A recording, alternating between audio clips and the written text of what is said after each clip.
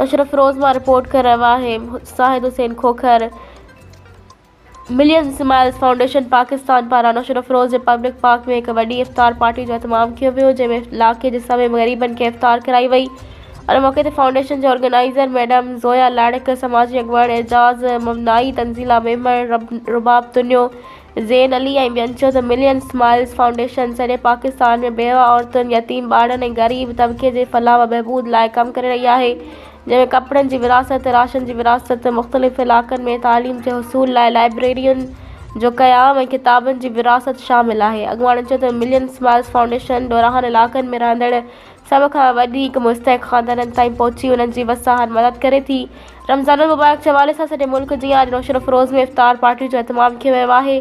अॻुवाणनि चयो त असां ईद उल फितर बि उन्हनि ग़रीब ऐं मिसकीन मुस्तहिक़ माण्हुनि सां गुज़ारे उन्हनि जी ख़ुशियुनि में इज़ाफ़ो कंदासीं। असांजी कोशिशि रुॻो ग़मगीन माण्हुनि में ख़ुशियूं विरहाइणु आहे, छो त असां वटि इंसानियत सभ खां अवल आहे। अॻुवाणनि क़ौम खे अपील कई आहे त हिन मिशन में असां सां शामिलु थियो, पंहिंजी मुस्कुराहट शेयर करियो ऐं 1 मिलियन में तब्दील करण में असांजो साथ ॾियो।